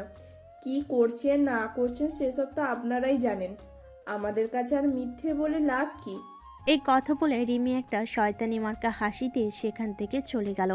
আর এদিকে সাগর নিজের কেবিনে বসে কাজ করতে থাকলো, কিন্তু তার মন পড়ে আছে বাসায়। তার মাকে নিয়ে আজ ডাক্তারের কাছে যাওয়ার তারিখ, কিন্তু সেটা হয়তো আর হয়ে উঠল না। আর যদি যাওয়া হয় তাহলে ফিরে আসতে অনেক রাত হয়ে যাবে। এগুলো চিন্তা করতে করতে এসে কাজ করছিল, কিন্তু সে কাজে মন বসাতে পারছিল না। এভাবে দেখতে দেখতে বিকেল 5টা বেজে গেল। আর সে কোনো রকমের কাজগুলো শেষ করে নদীর কেবিনে গেল। ম্যাডাম, 5টা তো বেজে গেছে, এখন কি আমি যেতে পারি? না মানে আপনাকে যে বলেছিলাম আমি আমার আম্মুকে নিয়ে ডক্টরের কাছে যাব, তাই। আচ্ছা ঠিক আছে যান, আপনাদের নিয়ে আর পারি না। সব সময় শুধু একটা না একটা অজুহাত আপনাদের দেখাতেই হবে। আপনাদের প্রতিদিনই ছুটি লাগবে, কি আর করব, যান তাহলে। সাগর তখন নদী কেবিন থেকে বের হয়ে চলে আসলো, আর তারপর অফিস থেকে বের হতে যাচ্ছিল। তখনই আবারও রিমি তার সামনে এসে দাঁড়িয়ে বলে, কি ব্যাপার সাহেব, আজকাল আপনার আচার আচরণ ঠিক ভালো লাগছে না।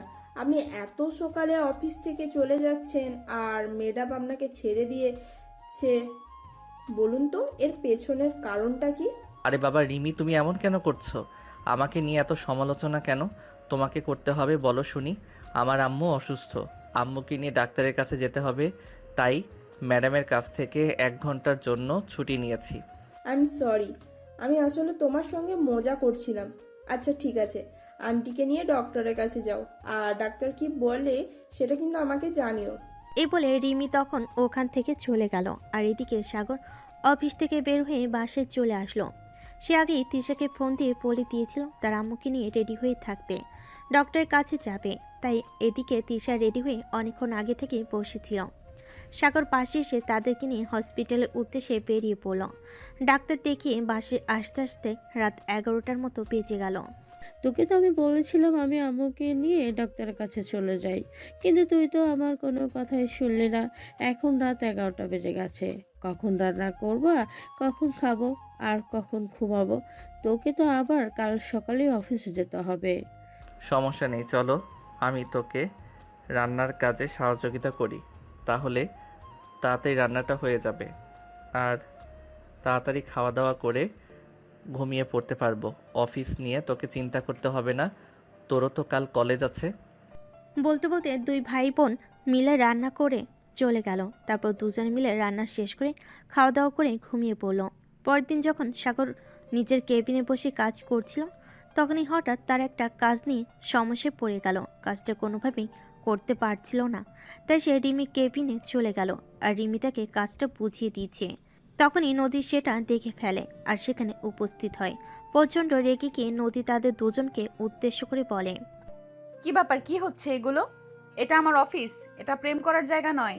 এখানে এইসব করার অনুমতি আপনাদের কে দিয়েছে? ম্যাডাম আপনি ভুল ভাবছেন, আমরা সেরকম কোনো কিছুই করিনি। আমি সাগরকে একটা কাজ বুঝিয়ে দিচ্ছিলাম, ব্যাস এইটুকুই, আর কিচ্ছু না। প্রশ্নটা কি আমি আপনাকে করেছি নাকি সাগরকে করেছি? আপনি কেন উত্তর দিচ্ছেন? আপনাকে তো আমি কোনো কিছুই জিজ্ঞাসা করিনি। হ্যাঁ ম্যাডাম, রিমি একদম ঠিক কথাই বলেছে।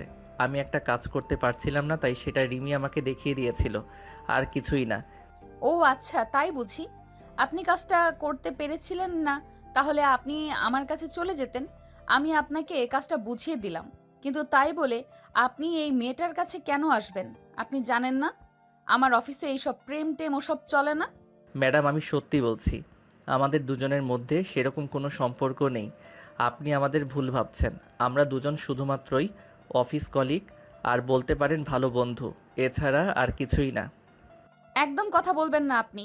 যেভাবে গায়ে পড়ে ডলাডলি করছিলেন, এরপর কি আপনাদের আর কি বলবো। যাই হোক, আজকের পর থেকে যেন আমার অফিসে এইসব কিছু না হয়। আপনি কোনো কাজ বুঝতে না পারলে সেটা আমার কাছে নিয়ে যাবেন, আমি বুঝিয়ে দেব। তাই বলে আপনি অন্য একজন মেয়ে কলিগের সঙ্গে এইভাবে ডলাডলি করবেন না। কথাটা শুনে সাগর আর রিমি দুজনেই মনে মনে অনেক কষ্ট পেল, মুখে কিছু বলল না। কারণ এই মানুষটাকে কোনো কথা বলেও লাভ হবে না। কারণ এই মেয়ে তার মনে যা আসবে তাই বলবে, কি হয়েছে আসল ঘটনা কি সেটা কখনোই খুঁজবে না। যাই হোক, এদিকে সাগর কাজটা বুঝে নিয়ে তারপর নিজের কেবিনে চলে যায় আর কাজ করতে থাকে। তখনই নদী আবার তার কেবিনে নিয়ে আসে আর বলে, তুমি ওই মেয়েটার কাছে কেন গিয়েছিলে? ম্যাডাম বললাম তো, আমি কাজটা বুঝতে পারছিলাম না, তাই তার কাছ থেকে কাজটা বুঝে নেওয়ার জন্য গিয়েছিলাম। তুমি আমার কাছে কেন যাওনি? আমি এই অফিসের এমডি। তোমার কোনো সমস্যা হলে সেটা সমাধান করার দায়িত্ব আমার। ম্যাডাম আপনাকে তো কিছু বলতে গেলে আপনার ঝাড়ি শুনতে হয়, তাই আপনার কাছে যাইনি। রিমি তো আমাকে সহজেই বিষয়টা বুঝিয়ে দিল, তাই আমি ওর কাছ থেকেই বুঝে নিলাম।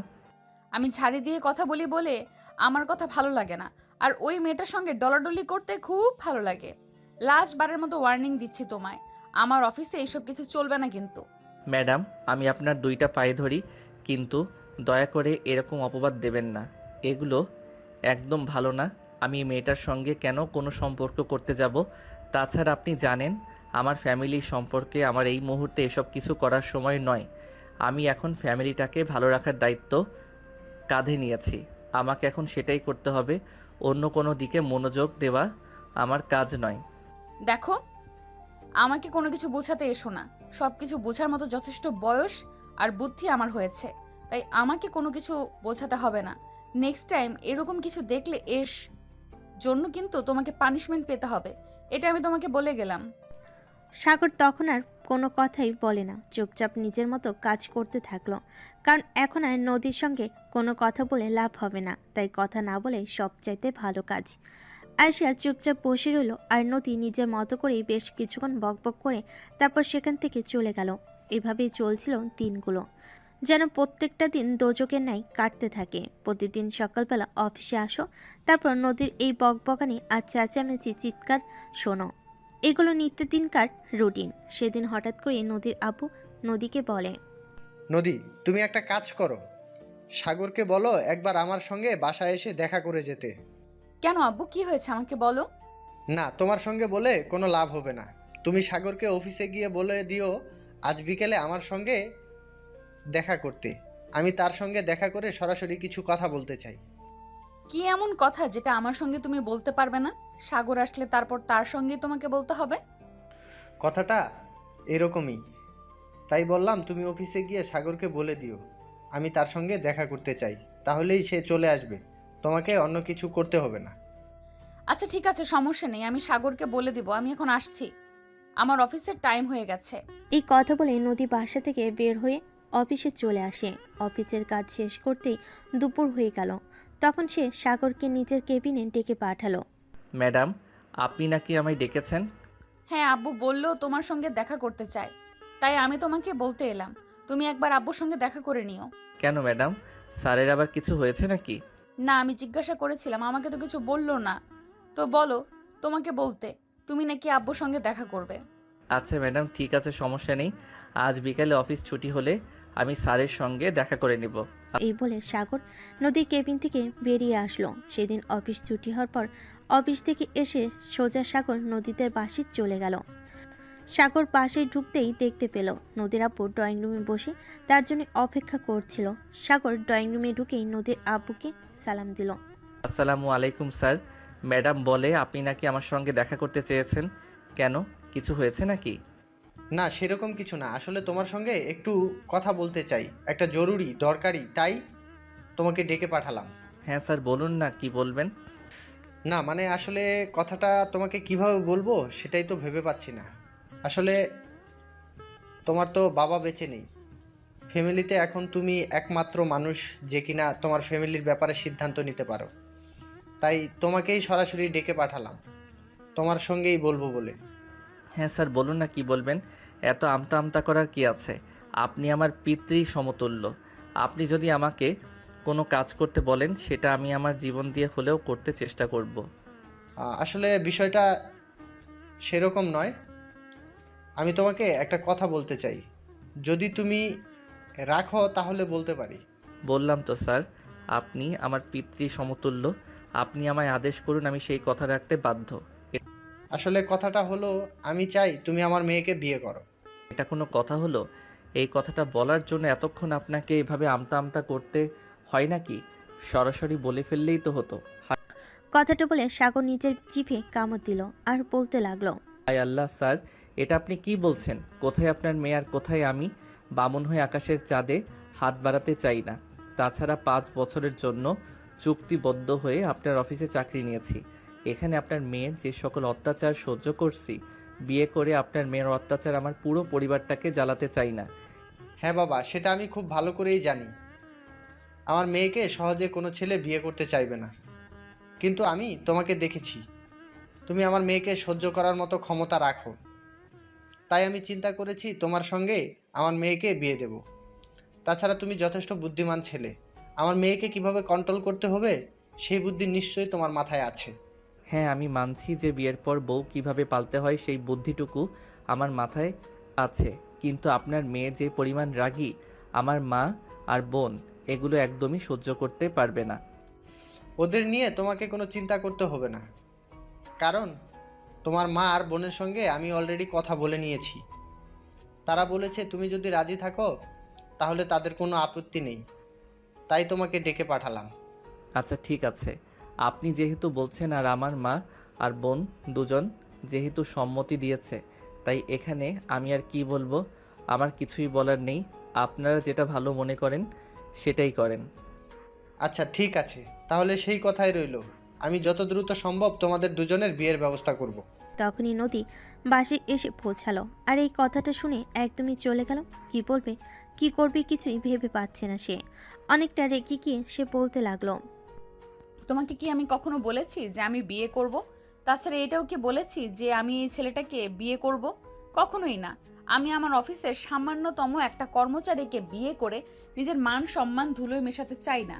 তাছাড়া বিয়ে করার কোনো ইচ্ছে আমার নেই, সেটা তোমরা খুব ভালো করেই জানো। এরকমটা বললে হবে না, তুমি মেয়ে মানুষ আর তোমাকে বিয়ে করতে হবে। তাছাড়া আমি তোমাকে আগেই বলেছিলাম তুমি যদি বিয়ে না করো তাহলে আমি আমার এই সম্পত্তি তোমাকে দেব না। তুমি আমার একমাত্র মেয়ে, তোমাকে নিয়ে আমার অনেক টেনশন হয়, আর সেই সব টেনশন দূর করার জন্যই আমি তোমার বিয়ে দেওয়ার চিন্তা ভাবনা করেছি। আমাকে নিয়ে চিন্তা করার কোনো কারণ নেই। আমি আমার মতো ভালো থাকতে পারবো, আর অফিস নিয়ে আমি খুব ভালোই আছি। আমার বিয়ে করার কোনো প্রয়োজন নেই, বিয়ে আমি করব না। আর এই ছেলেটাকে তো কখনোই না। এসব কথা বলে কোনো লাভ হবে না, তোমাকে বিয়ে করতেই হবে এবং ওই ছেলেকেই বিয়ে করতে হবে। এটাই আমার শেষ কথা, কারণ সাগর ছাড়া অন্য কোনো ছেলে আমি দেখতে পাচ্ছি না যে তোমাকে সহ্য করতে পারবে। তুমি মানুষকে কেমন অত্যাচার করো সেটা তুমি নিজেই খুব ভালো করে জানো, তাই অন্য কেউ যে সহজে তোমাকে মেনে নেবে না এটাও তো খুব ভালোভাবেই বুঝতে পারছো। তাই বলছি কোনো ঝামেলা করো না। ঝামেলা আমি এখনো কিছু করিনি, তাই সহজ ভাষায় সুন্দর করে তোমাদের বলছি আমি বিয়ে করব না। আর এই ছেলেটাকে তো কখনোই নয়। এখন তোমরা যদি আমার কথা মেনে নিতে না পারো তাহলে তো আমার কিছু করার নেই। তাহলে তুমিও আমার শেষ কথা শুনে রাখো, তুমি যদি ওই ছেলেটাকে বিয়ে না করো তাহলে তুমি আমার মরা মুখ দেখবে। এখন তুমি ডিসাইড করে নাও তুমি কোনটা করবে, তোমার আব্বুর মৃত অবস্থায় দেখবে নাকি সাগরকে বিয়ে করবে। আমি বুঝতে পারছি না তোমার কি হয়েছে, তুমি কেন এরকম পাগলের মতো কথা বলছো? আমি এই ছেলেটাকে কেন বিয়ে করব? কি এমন আছে এর মধ্যে? তোমাকে সহ্য করার মতো যে গুণটুকু থাকা দরকার সেই গুণটুকু ওর মধ্যে আছে, তাই আমি ওই ছেলের সঙ্গেই তোমাকে বিয়ে দেব। নদী তখন কোনো কথা না বলে সেখান থেকে রাগে গজগজ করতে করতে চলে গেল। আর এইদিকে সাগর তখন নদীর আব্বুকে উদ্দেশ্য করে বলল, আঙ্কেল, সব কিছুই ঠিক আছে, কিন্তু বিয়ের পর যদি আপনার মেয়ে আমাকে কোনো দিনও স্বামী হিসেবে মেনে নেয় আর আমার সঙ্গে যদি সবসময় খারাপ আচরণ করতে থাকে, তাহলে তখন আমি কি করব? যে মেয়েটা তোমার বউ হতে চলেছে সেই মেয়েটা আমার মেয়ে, এটা তুমি ভুলে যেও না। তাই ওকে কিভাবে কন্ট্রোল করতে হবে সেটা আমি জানি। আমি তোমাকে শিখিয়ে দেব কখন, কোথায় আর কিভাবে কি করতে হবে, বুঝতে পেরেছো? আচ্ছা ঠিক আছে স্যার, আজ তাহলে আমি আসি। আপনি আমার আম্মুর সঙ্গে কথা বলে সব কিছু ঠিক করুন। হ্যাঁ, সব কিছু তো আমি ঠিক করবই, কিন্তু তোমাকে একটা কথা বলার আছে। তুমি কিন্তু আর এখন থেকে আমাকে স্যার বলবে না, আব্বু বলে ডাকবে। ঠিক আছে আব্বু, আজ তাহলে আসি। এই বলে সাগর তাদের বাড়ি থেকে বের হয়ে চলে আসলো। আর বাসে আসতে না আসতেই তার ছোট বোন তিশা তাকে বলল, ভাইয়া, তোর শ্বশুর ফোন করেছিল, বললো তোর সঙ্গে নাকি কথা বলছে, নদীর সঙ্গে নাকি তোর বিয়ে ঠিক করেছে, এটা কি সত্যি? হ্যাঁ, শ্বশুর আব্বু তো বলল উনি নাকি তোর আর আম্মুর সঙ্গে কথা বলেছে, তোরা নাকি ও নাকি পারমিশন দিয়েছিস। হ্যাঁ, আসলে এই মেয়েটা তোর অফিসের সকল স্টাফকে অনেক অত্যাচার করে, এটা কমাতেই হবে। তাই আমরা সবাই মিলে সিদ্ধান্ত নিয়েছি তুই ওই মেয়েটাকে বিয়ে করবি আর এর দেমাগ কমিয়ে দেবি। কি হলো বল, পারবি? পারবো মানে পারতেই হবে, এই মেয়েটার দেমাগ কমাতেই হবে। অফিসের সমস্ত কর্মচারীরা এই মেয়েটার উপর একদম অসন্তুষ্ট হয়ে গেছে, আর কোনোভাবেই কেউ সহ্য করতে পারছে না, তাই একে যেভাবেই হোক ভালো করতেই হবে। হ্যাঁ সেটাই, তাই যত দ্রুত সম্ভব ওই নদীকে বিয়ে করে এই বাড়িতে নিয়ে আসবি, বুঝতে পেরেছিস? আচ্ছা ঠিক আছে, এখন চল, খুব ক্ষুধা পেয়েছে, কিছু খেতে হবে। এই বলে সাগর আর তিশা দুজনে খাবার টেবিলে চলে আসলো। আর খাওয়া দাওয়া শেষ হলে দুজনে নিজেদের রুমে গিয়ে ঘুমিয়ে পড়ল। এরপর দেখতে দেখতে আরও কয়েকদিন কেটে গেল। আজ সাগর আর নদীর বিয়ের কাজ সম্পূর্ণ হয়েছে। নদী এই বিয়েটা করতে চাইছিল না, কিন্তু তার বাবার পীড়াপিড়িতে তাকে এই বিয়েটা করতে বাধ্য হতে হলো। কিন্তু বিয়ের পর কি হলো সেটাই এখন দেখার পালা। তো ভিউয়ার্স, চলুন দেখা যাক কি হয়।